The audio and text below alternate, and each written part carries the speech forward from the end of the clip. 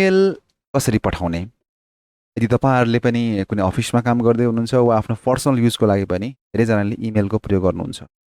Email चाहिँ विशेष गरेर हामीलाई कुनै पनि महत्त्वपूर्ण डकुमेन्टहरू पठाउनु पर्यो, आदान-प्रदान गर्नु पर्यो महत्त्वपूर्ण फाइलहरूको, वा तपाईले कुनै एउटा महत्त्वपूर्ण कुराको विषयमा जानकारी गराउनु पर्यो भनेदेखि तपाईले चाहिँ इमेलको प्रयोग गर्न सक्नुहुन्छ।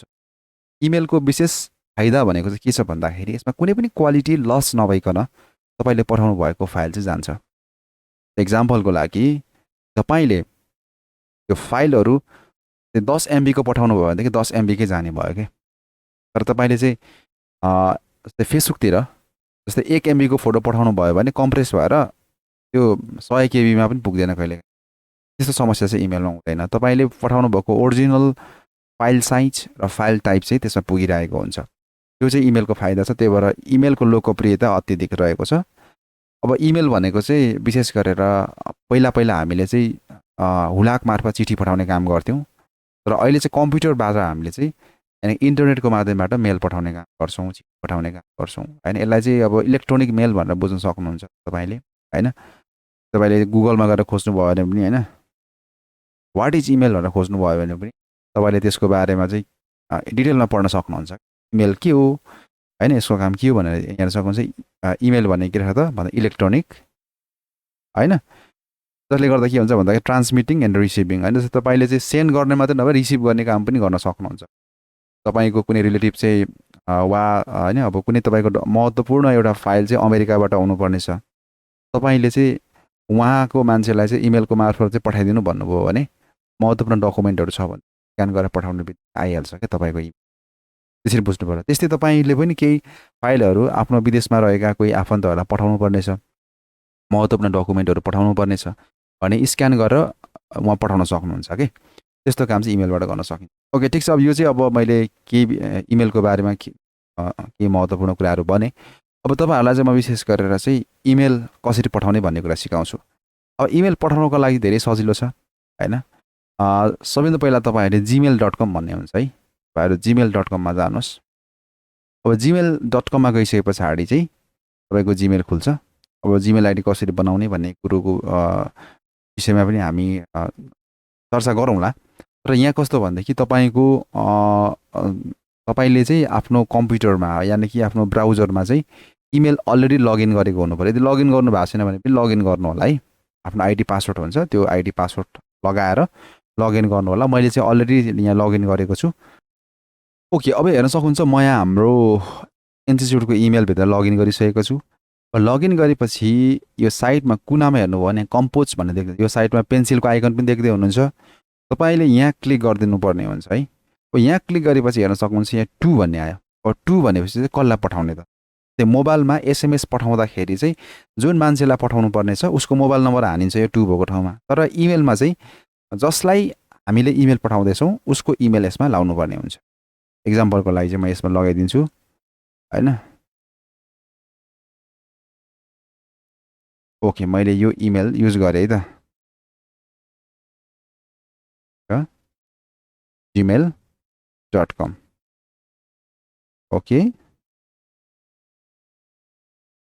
त्यसपछि अब सब्जेक्ट भनेर सब्जेक्टमा चाहिँ तपाईले के लेख्ने हो त?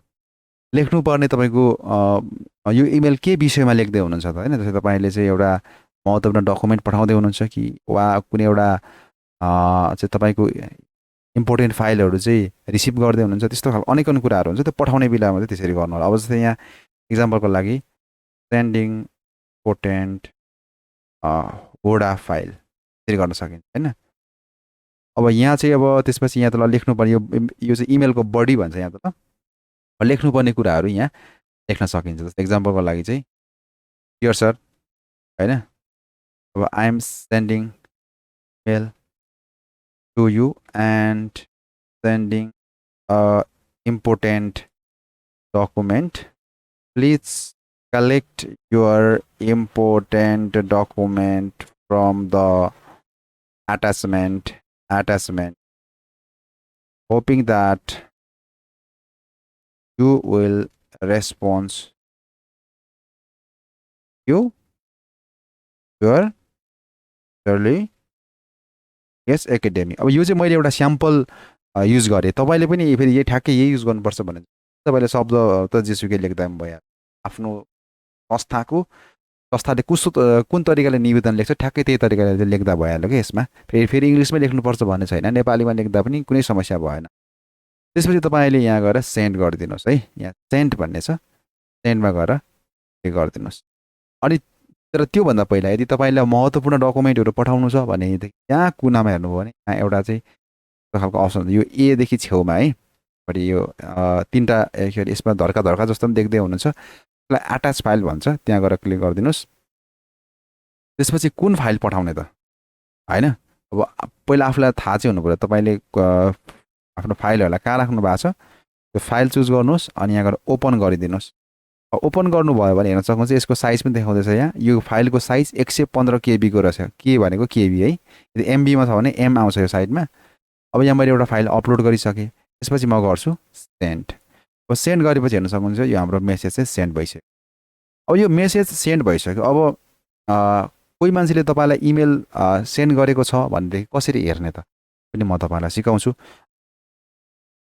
ओके अब यहाँ हेर्न सक्नुहुन्छ हामीले अर्को जिमेलभित्र प्रवेश गरिसकेको छु म अब यहाँ हेर्नुभयो भने अहिले भर्खरै मैले पठाएको थिएँ न्युक्लियस एकाडेमीबाट पठाएको इमेल यहाँ आइसक्यो सेन्डिङ इम्पोर्टेन्ट वर्ड फाइल भन्ने छ यसलाई मैले खोलेँ भने अब उताबाट मैले पठाएको इमेल चाहिँ यसमा आइसक्यो कि होइन अब जुन यसमा एट्याचमेन्टहरू हुन्छ नि कसैले महत्त्वपूर्ण डकुमेन्टहरू पठाएको हुनसक्छ यो लास्ट कुनामा हुन्छ वान एट्याचमेन्ट भन्दैछ त्योभन्दा पहिला चाहिँ तपाईँको दुईवटा अझै छ भनेदेखि यसमा 2 एट्याचमेन्ट हुने भयो 3टा छ भनेदेखि 3 एट्याचमेन्ट 4टा छ भनेदेखि 4 एट्याचमेन्ट होइन यो एट्याचमेन्टलाई चाहिँ तपाईँले यो साइडमा यो डाउनलोड आइकन देख्दै हुन्छ यहाँ डाउनलोडमा गएर क्लिक गरिदिनुहोस् त्यसपछि यो फाइल यहाँ हेर्न सक्नुहुन्छ डाउनलोड भइरहेको यहाँ क्लिक गरेर हेर्नुभयो भने यो फाइल चाहिँ डाउनलोड भयो यसरी तपाईँले चाहिँ आफ्नो चाहिँ महत्त्वपूर्ण कुनै पनि इमेलहरू सेन्ड पनि गर्न सक्नुहुन्छ रिसिभ पनि गर्न सक्नुहुन्छ तर एउटा महत्त्वपूर्ण कुरा चाहिँ तपाईँले इमेल चलाइसके पछाडि लगआउट गर्न नभुल्नु होला है तर एउटा इम्पोर्टेन्ट कुरा चाहिँ तपाईँले इमेल चलाइसकेपछि इमेललाई